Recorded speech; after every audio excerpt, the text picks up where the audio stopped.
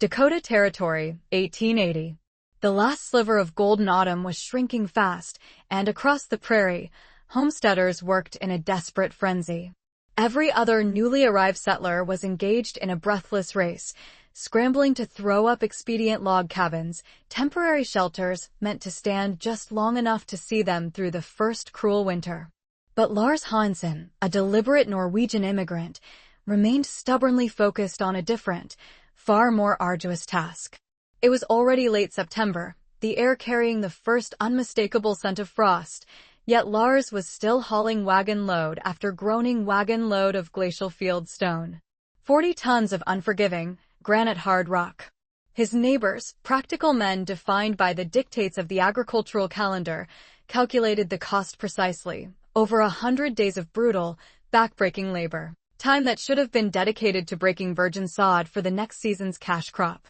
They watched, shaking their heads, labeling the effort not just inefficient, but flagrantly wasteful.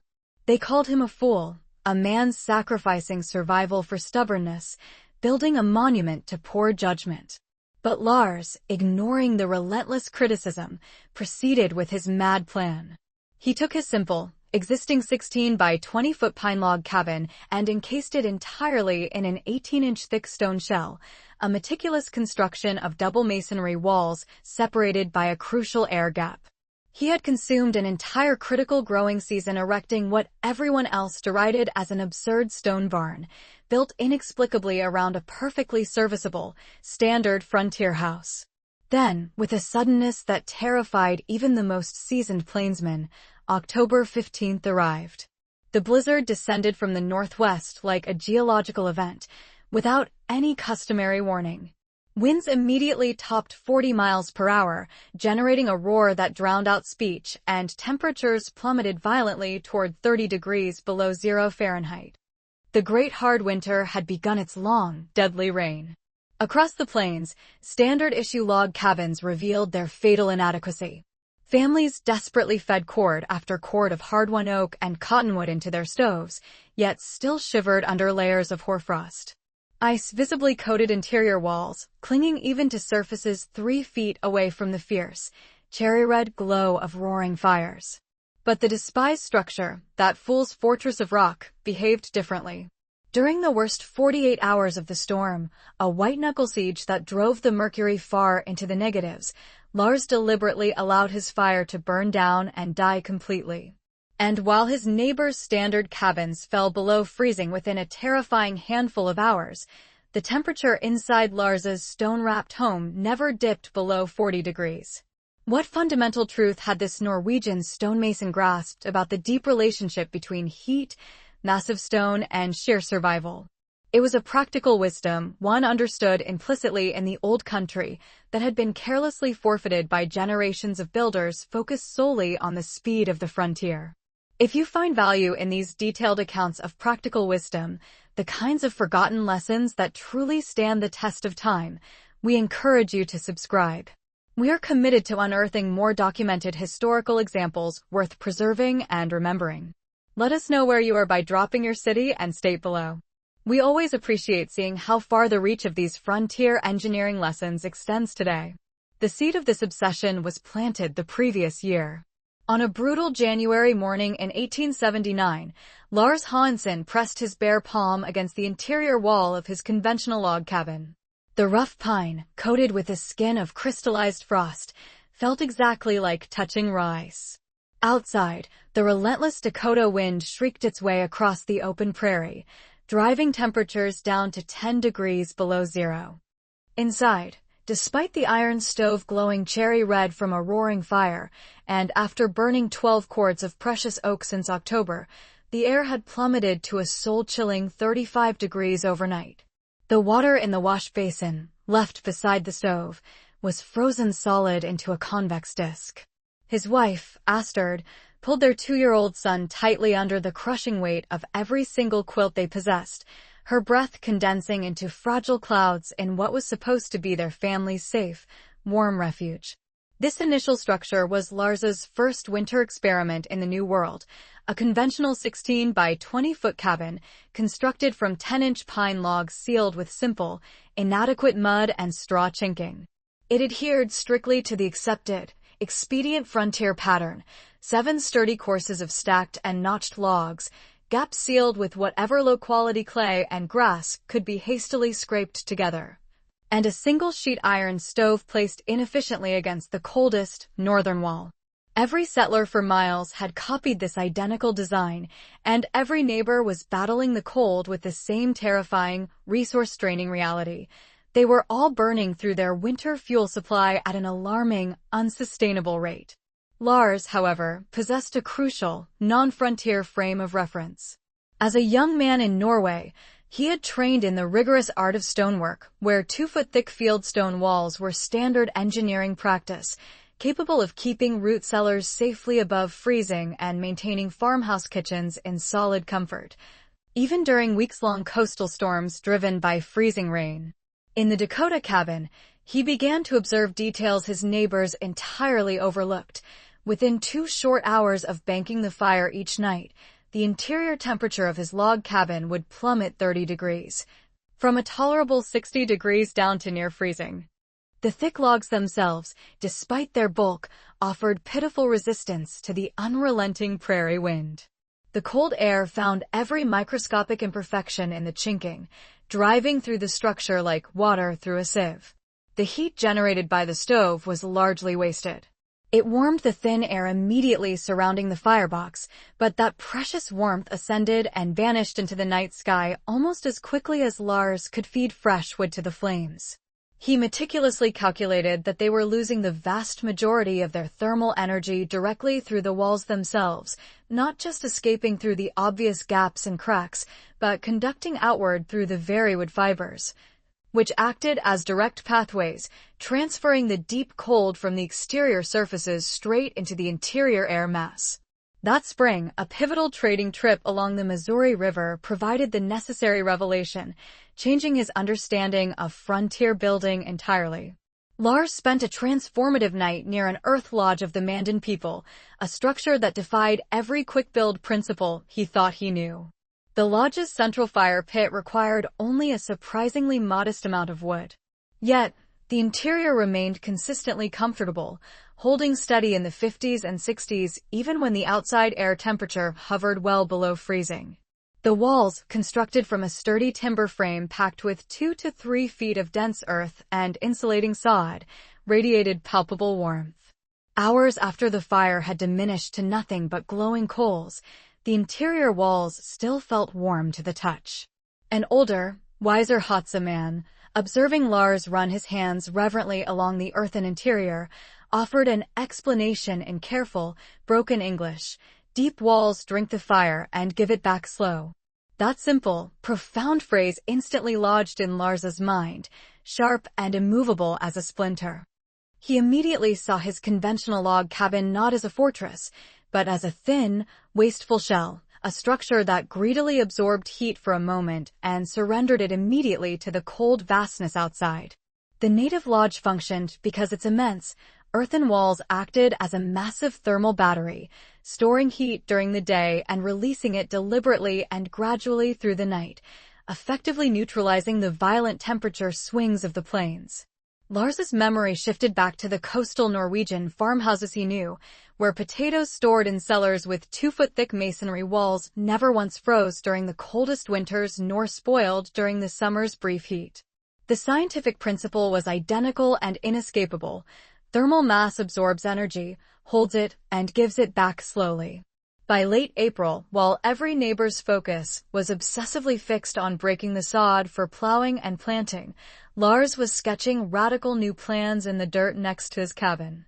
He planned to erect a complete fieldstone shell around his existing log structure, creating a permanent, heat-storing stone skin that would also provide an unbreachable shield against the wind. The final design required an 18-inch thick stone wall, set a full 4 feet out from the existing log cabin on all sides. This 4-foot gap was the crucial element, a controlled airspace between the old and the new construction. The original 320 square foot footprint of the cabin would swell to roughly 624 square feet, yet the majority of that huge additional space would be occupied by stone, not expanded living area. Eli Thompson, whose own homestead bordered Lars's land, watched the preliminary work with unconcealed pity, slowly shaking his head.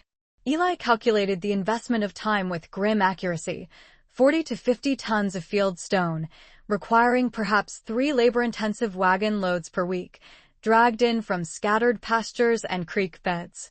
This represented over 100 days of crushing physical labor, running exactly between the spring thaw and the harvest, time that should, by frontier law, have been dedicated to breaking additional sod or improving high-yield crop ground.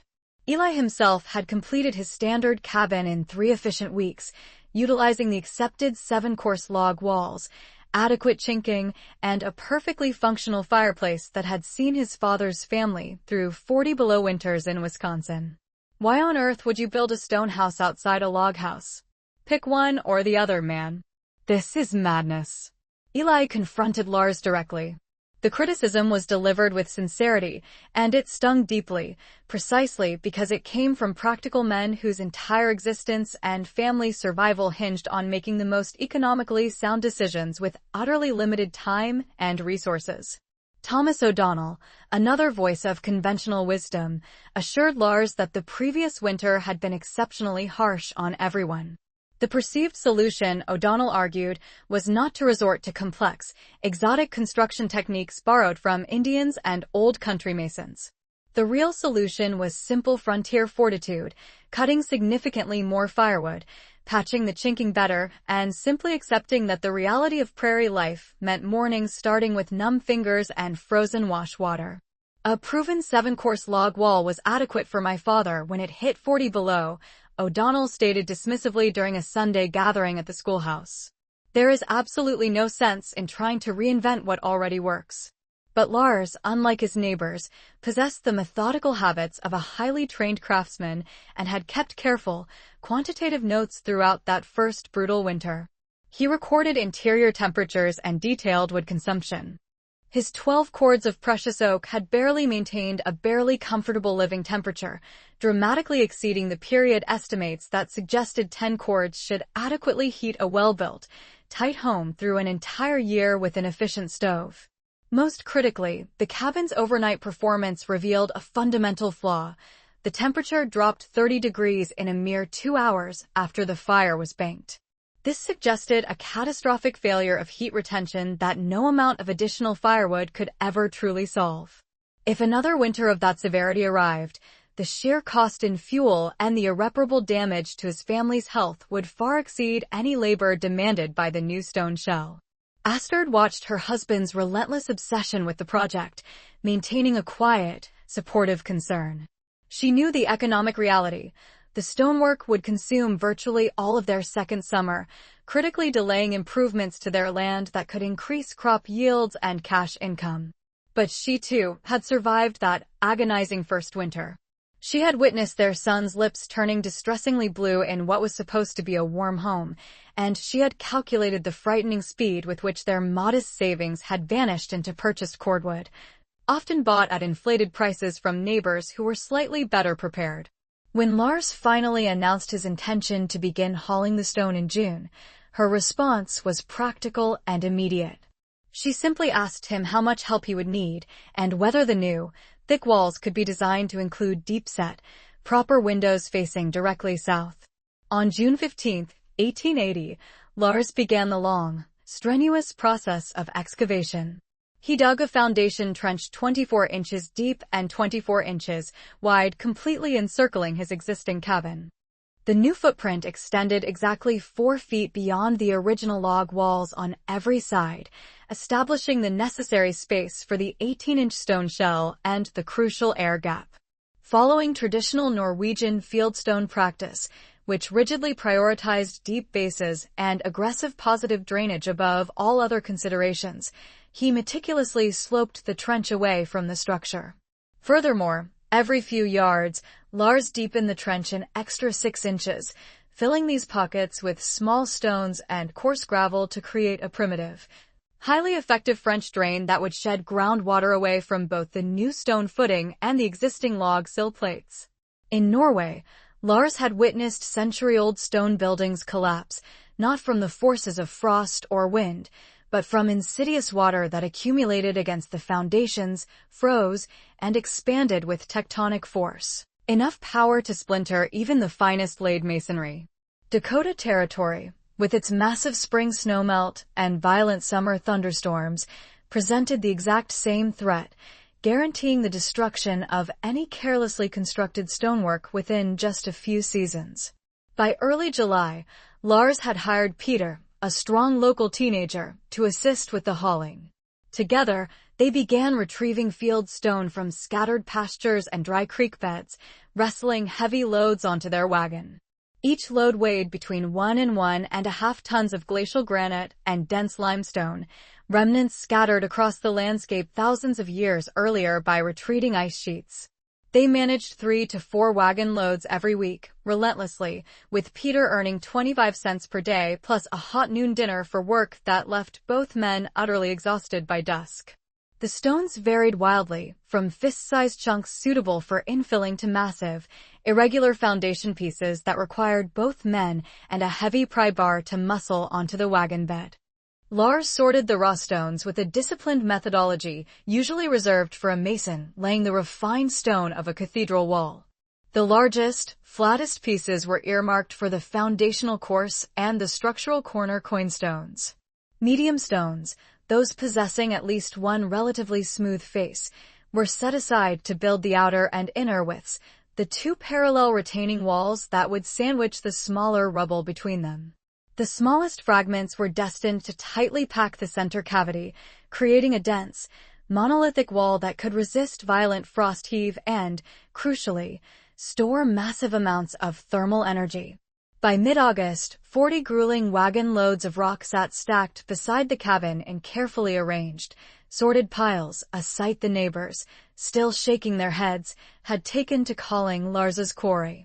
The actual construction of the double wall adhered strictly to the sophisticated techniques Lars had mastered during his apprenticeship with the formidable master stonemason Anders Snuggard.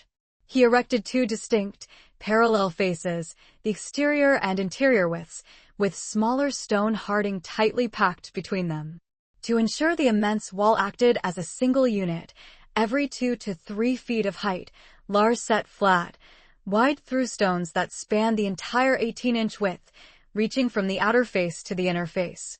These stones mechanically stitched the wall together, physically preventing the 2 widths from shifting, separating, or cracking under the immense thermal stress and settling that would accompany the plains winter. For his mortar, Lars took the time to construct a small clamp kiln behind the cabin, burning gathered limestone chunks to produce quicklime, which he then slaked meticulously with creek water and mixed with sharp sand to create a traditional, flexible lime mortar. Crucially, he used this mortar selectively. It was applied only to tightly bind the outer courses of the masonry, while interior joints were intentionally left more open and permeable. This design choice allowed moisture, a constant threat in stone construction, to migrate harmlessly through the wall and evaporate outward, rather than being trapped and freezing inside the stone mass. This controlled permeability was vital. It prevented the devastating freeze-thaw cycles that could utterly destroy standard mortared walls in a single harsh winter. Managing the delicate interface between the older log structure and the massive new stone was a challenge that most neighbors instantly dismissed as wildly unnecessary complexity.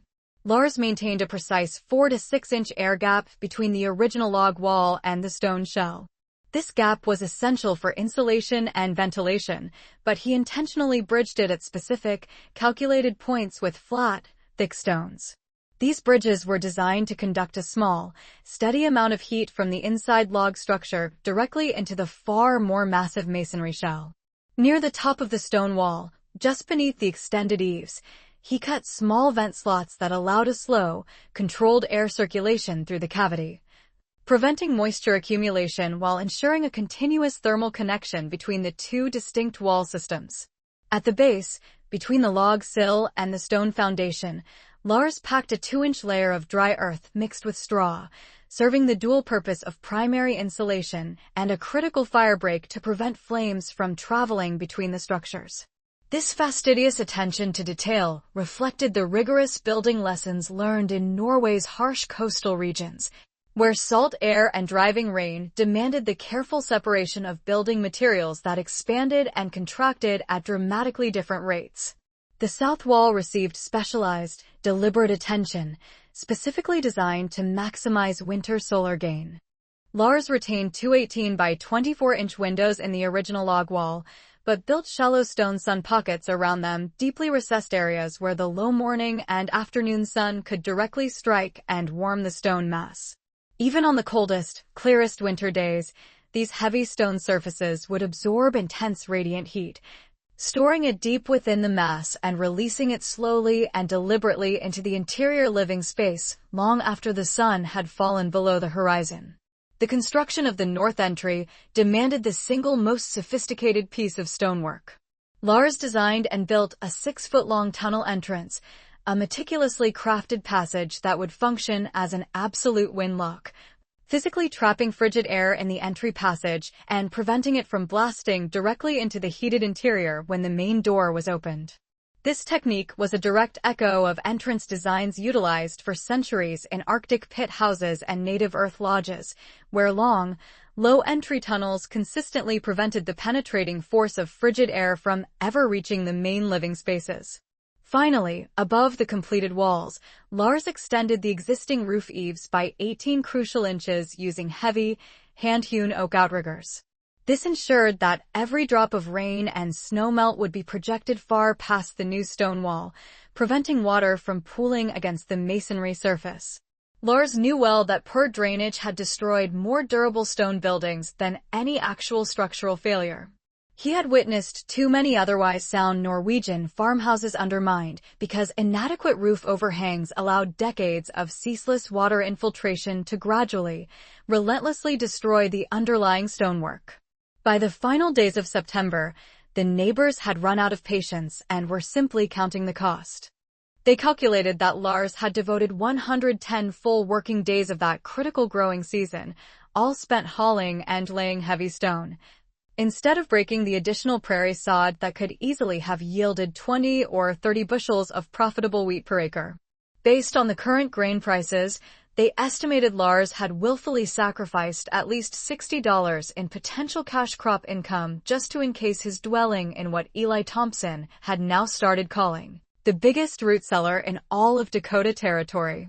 During a tense Sunday gathering at the schoolhouse, Eli publicly itemized the lost agricultural potential in precise, challenging figures, demanding that Lars explain how any projected fuel savings could possibly justify such a colossal, irrational investment of labor and time.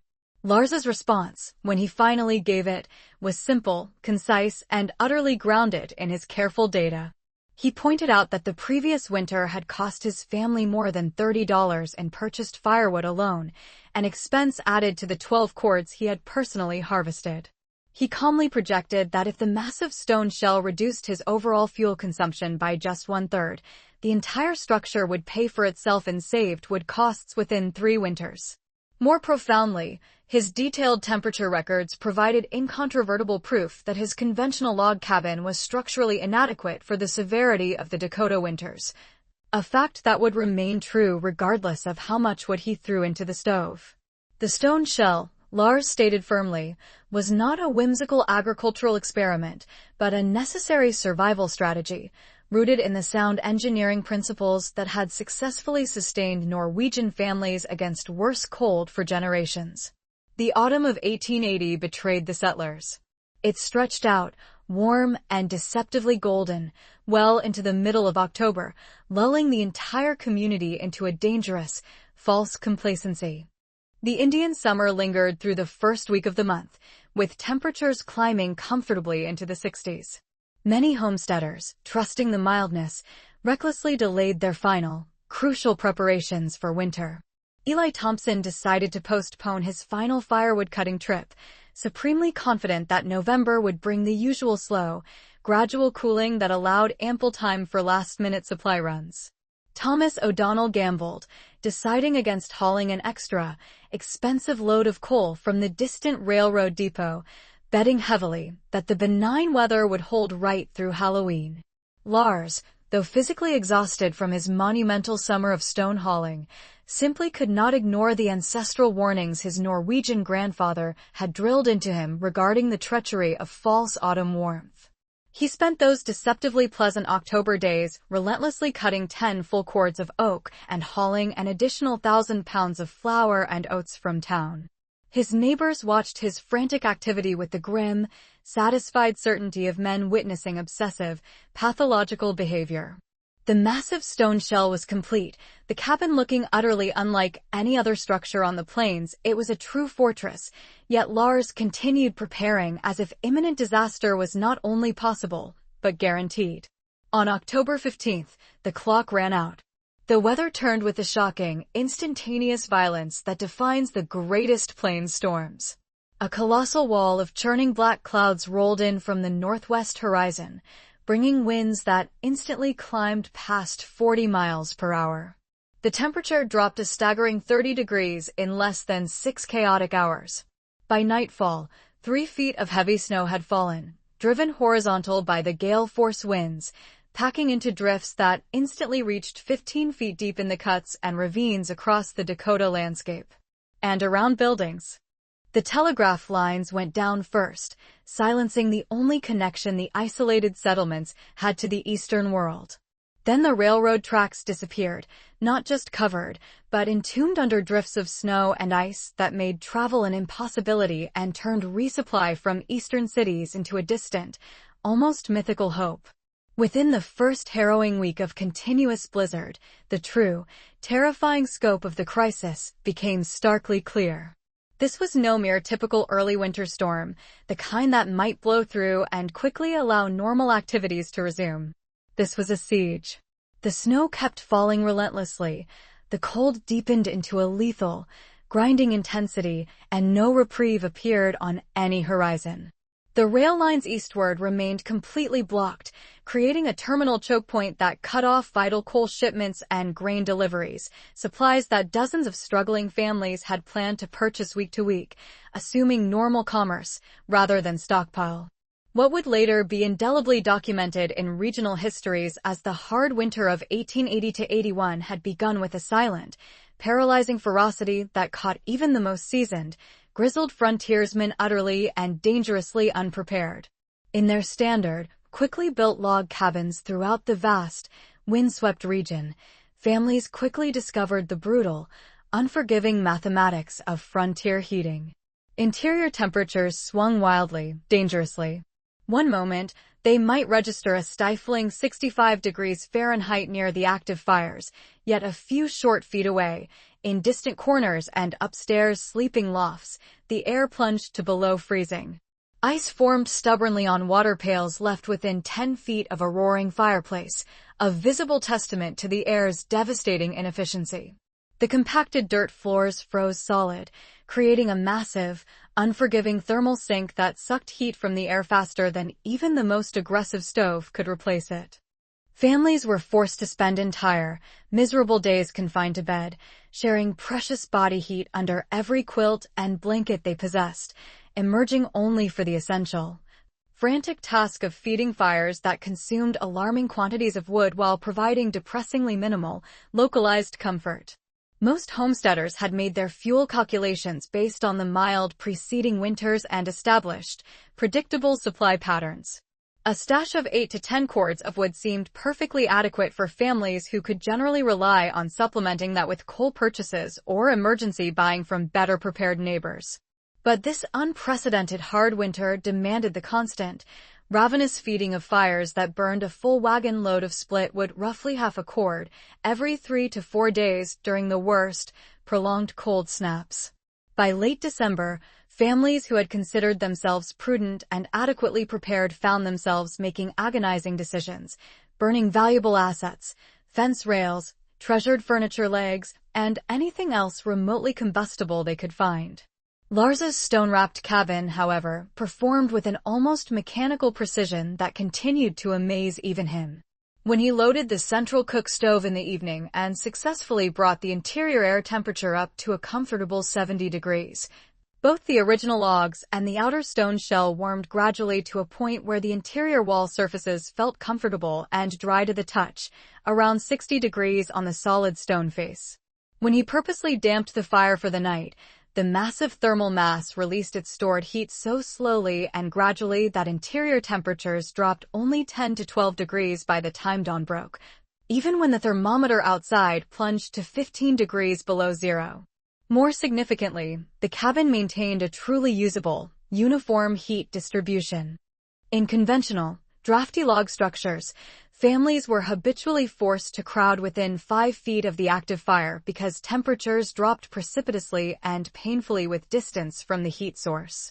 But Lars's thermal mass system, acting as a great, silent radiator, beamed stored energy from every wall surface, creating comfortable, livable conditions throughout the entire 320-square-foot interior. Even the corners, which would normally be frigid death traps in standard log construction, stayed within a few degrees of the room's average temperature. The fuel savings proved as dramatic as Lars had initially hoped.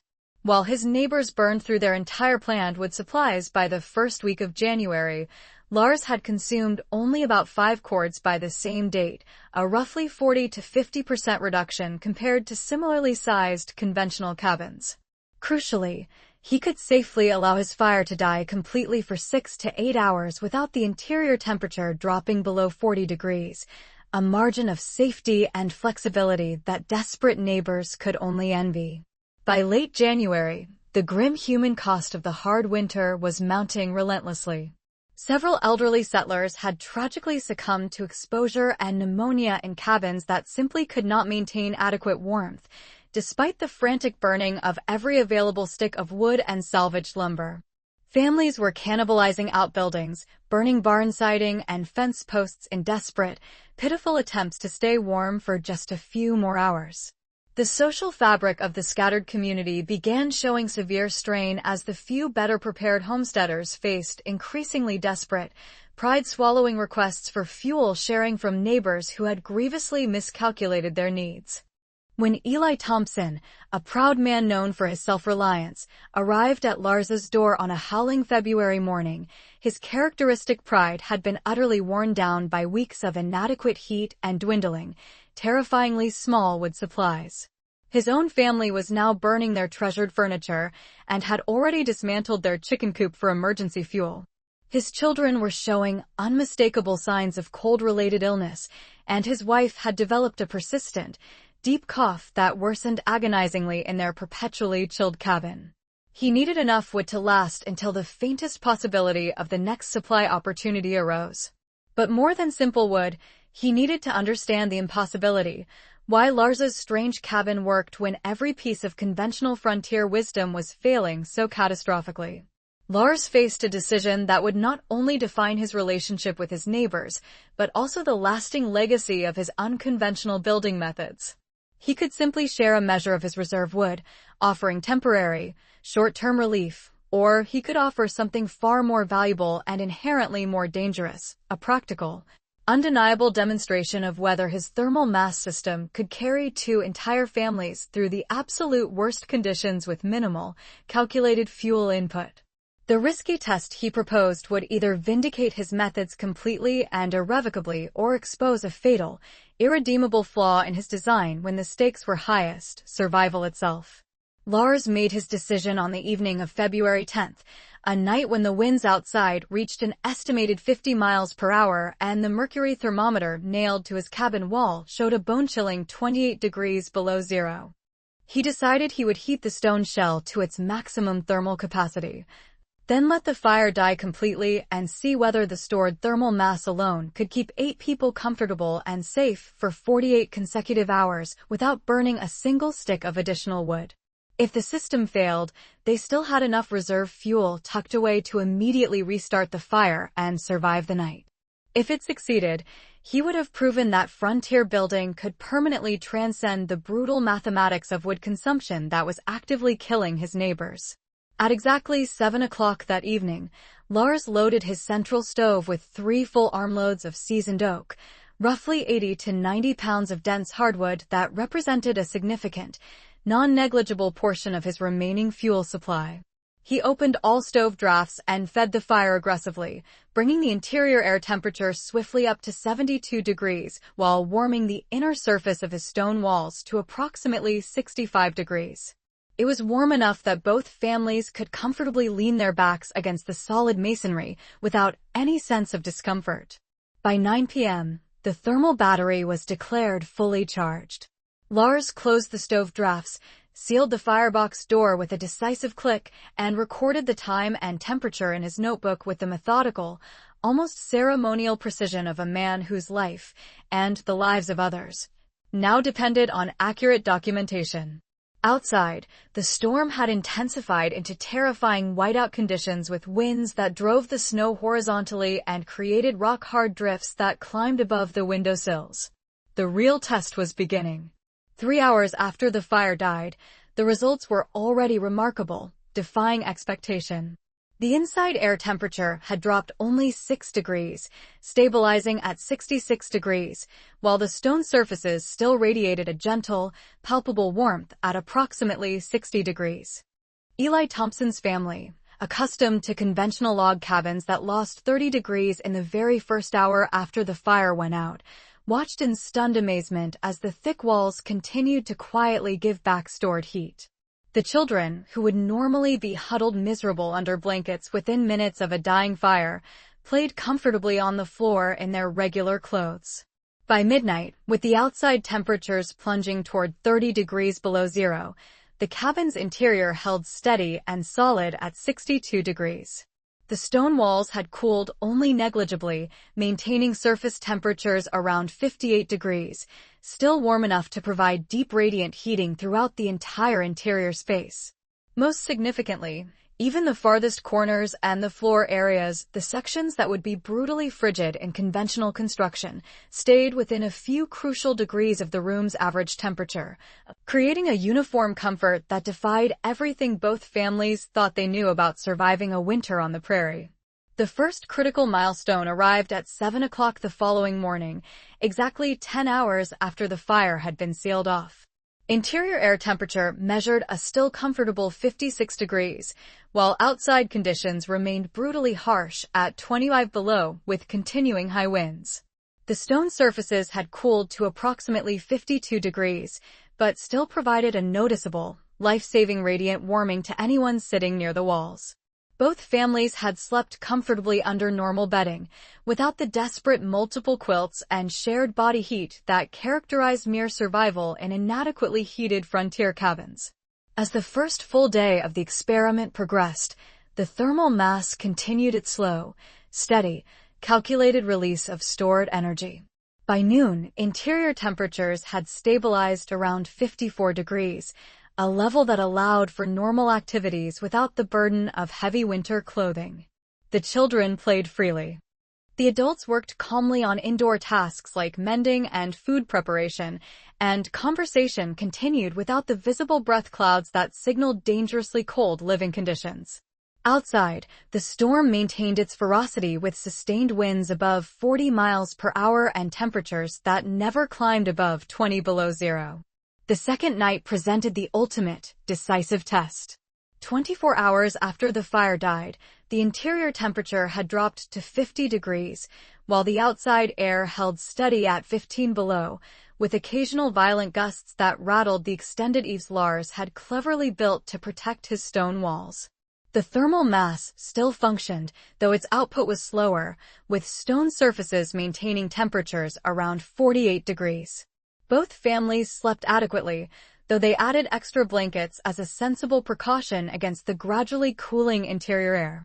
By the morning of the third day, 48 hours after Lars had sealed his stove, the experiment reached its planned, successful conclusion. Interior air temperature measured 42-degree chilly, but entirely safe, while outside conditions remained at 10 below zero with continuing snow and wind. The stone walls had cooled to approximately 40 degrees, but still provided enough residual heating to keep the cabin's interior comfortably above the critical freezing point, a threshold that would have meant disaster for water supplies, stored food, and, ultimately, human comfort. The contrast with conventional heating became starkly, frighteningly apparent when Lars and Eli walked through the howling blizzard to check Eli's abandoned cabin.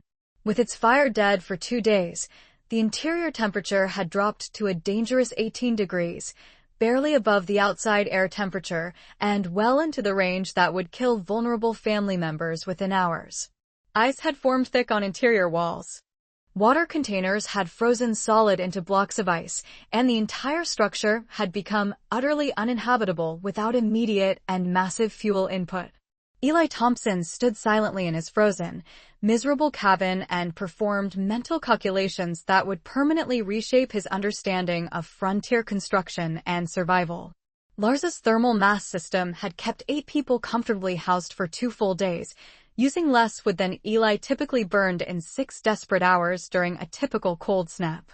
More importantly, the stone shell had provided steady, even, uniform heating that eliminated the dangerous temperature variations and frigid corners that made conventional log cabins potential death traps for children, elderly family members, and anyone weakened by illness or inadequate nutrition. When they returned to the stone-wrapped cabin, Lars finally restarted his fire, bringing interior temperatures back to the comfortable 70s within hours as the thermal mass eagerly absorbed and redistributed the new heat input. But the demonstration was complete, and its profound implications were undeniable. 48 hours without fuel in conditions that were killing livestock and threatening human life throughout the entire region. And 2 families had remained not just alive, but genuinely comfortable in a 320-square-foot space heated entirely by energy stored in fieldstone walls. The mathematics of frontier survival had been permanently altered. What neighbors had previously mocked as Lars's rock barn had proven itself a precisely engineered thermal battery that could outlast the worst weather the Great Plains could deliver, while consuming only a fraction of the fuel that conventional wisdom fiercely demanded. When spring finally, hesitantly arrived in April 1881, the devastation across Dakota Territory told the full, grim story of the hard winter's catastrophic impact. Rail lines remained blocked by massive ice jams and washout bridges where the snow melt had created unprecedented, violent flooding. Whole stretches of the mighty Missouri River had been forced to change course, leaving former thriving landing sites stranded miles from navigable water. Towns that had seemed permanently established the previous autumn were now heartbreaking collections of abandoned buildings and scattered debris. The human toll had been equally severe. Several homesteads stood tragically empty, their owners having either perished during the worst cold or abandoned their claims entirely when fuel supplies ran out and survival became an impossible, abstract concept. Livestock losses reached catastrophic levels throughout the region, with some ranchers losing entire herds to exposure and starvation. Fences had been systematically dismantled and burned, outbuildings cannibalized for emergency fuel, and even church pews sacrificed to keep families alive during the coldest, bleakest weeks of February and March. Lars surveyed his own situation with quiet, deep satisfaction. 3 to 4 cords of seasoned oak remained neatly stacked in his woodshed, untouched reserves that represented a level of security his neighbors could barely comprehend. His livestock had survived safely in a stone-lined shelter he had built using the same thermal mass principles as his cabin, maintaining above-freezing temperatures that kept water from freezing and animals from succumbing to exposure. Most importantly, his family had remained healthy throughout the entire winter that had brought pneumonia, frostbite, and cold-related deaths to families huddled in conventional log structures. The response from his neighbors evolved slowly, painfully, from initial embarrassment and avoidance to tentative, practical curiosity. Nobody offered apologies or outright admitted error, but the questions began almost immediately. How deep had he actually dug the stone footing? How far had he kept the rock walls separated from the original logs? How many wagon loads of stone had the entire project really required? And where exactly had he found the best building material? The inquiries came quietly, often during chance, murmured encounters at the general store or after church services, posed by proud, cautious men who could not afford to appear foolish, yet desperately needed genuine, practical solutions for facing the inevitable next winter. Within 2 short years, physical evidence of grudging acceptance appeared throughout the scattered community. Thomas O'Donnell, previously one of the most vocal doubters, added a fieldstone wind wall around the north and west sides of his cabin, utilizing the prevailing wind patterns to determine precisely where thermal mass would provide maximum protective benefit. Another neighbor built a stone half-base, wrapping only the lower 4 feet of his existing log walls, creating a compromised system that required less labor and resources while still providing a significant, measurable thermal improvement. The most ambitious convert constructed an entirely attached stone kitchen and pantry on his cabin's north side, strategically using the new structure to shelter the main living space from the worst weather while adding valuable, non-freezing storage and work areas. Word of the Norwegian rock shell house spread through the informal, essential networks that connected isolated homesteaders across hundreds of square miles. A county newspaper, cautious but factual, published a brief item about the unusual cabin that had used half the wood of conventional structures during the hard winter, noting the specific fuel savings without overtly endorsing or condemning the eccentric construction method. A traveling circuit preacher, passing through the region, mentioned Lars's thermal mass system in letters that eventually reached church publications in Minnesota and Wisconsin, creating a small but documented trail of information that would survive in regional archives. Most importantly, the practical innovations continued evolving organically as other builders adapted Lars's core insights to their own specific situations and resources. Some homesteaders built stone-lined root cellars that ingeniously doubled as emergency storm shelters, creating warm, reliable retreats that could house entire families during the worst blizzards. Others constructed hybrid systems that combined earth berming with field stone walls, utilizing the natural thermal properties of both materials to create structures that required minimal heating fuel while providing reliable year-round comfort. Lars himself became an informal, highly respected consultant, visiting building sites and offering patient advice on foundation depth, stone selection, and thermal bridging prevention techniques. He never charged for these consultations, viewing them as essential community service that tangibly improved everyone's chances of surviving future severe winters. His recommendations were invariably conservative and grounded in practicality, emphasizing proven techniques over experimental methods and encouraging builders to err on the side of overbuilding rather than cutting corners that might catastrophically fail under extreme conditions. The long-term vindication of his quiet genius came through decades of reliable, unremarkable performance that quietly influenced regional building practices.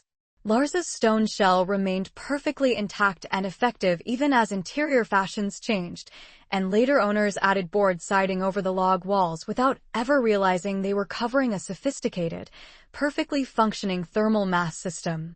When preservation-minded descendants inherited the structure in the mid-20th century, they discovered construction details that anticipated modern passive solar design theory by several full generations. Building science eventually provided the precise theoretical frameworks for what Lars had achieved decades earlier through pure practical observation and meticulous old-world craftsmanship. Researchers studying earth-sheltered homes and a revived interest in Native American building techniques confirmed that massive, high-density walls could indeed maintain interior temperatures around 55 to 60 degrees without active heat input. Even throughout the deepest, most sustained cold snaps, demanding only a minimal fuel input. The foundational physics, the principles of high thermal mass, the passive transfer of radiant heating, and meticulous control over air infiltration, which now define sophisticated, modern energy-efficient construction, were entirely congruent with the methods Lars had discovered. He employed nothing more than rough-hewn field stone, raw lime mortar, and an almost militant determination to engineer a structure specifically for the absolute worst winter on record, not merely the statistical average. Today, corporate manufacturers of high-end stone veneer and premium log homes have begun commercializing systems that deliberately echo Lars's forgotten innovations, slickly advertising double-envelope stone-clad log walls and highly insulated mass construction as revolutionary, cutting-edge approaches to residential heating efficiency. Yet these glossy marketing brochures and trade show presentations conveniently fail to acknowledge that these very techniques were rigorously stress-tested, often at the cost of frostbite and desperation on the raw, unforgiving Dakota frontier. They were pioneered not by engineers, but by resilient Norwegian immigrants who grasped intuitively that survival was contingent upon building methodologies robust enough to simultaneously defy the derision of skeptical neighbors convinced of their folly and the relentless assault of killing weather systems. On the edge of civilization, the gulf between prosperity and sudden death frequently narrowed down to a level of structural preparation that the unprepared community deemed paranoid or excessive until a devastating multi-week crisis proved that even this extreme diligence had only been barely adequate. The pioneer willing to endure the ridicule and be labeled the town eccentric, the man who wrapped his protective layer of wood and stone utilizing the deep, implicit wisdom already understood by the land itself and its ancient, indigenous inhabitants, was the architect of the future. It was his progeny who would inherit not only the tangible gift of warm, structurally sound houses, but also the invaluable, enduring stories of ancestors. These were the forebears who innately understood that in the face of nature's most violent extremes, the concept of good enough was a fatal delusion, especially when the brutal, indifferent northern winter seemed to forget completely how to end.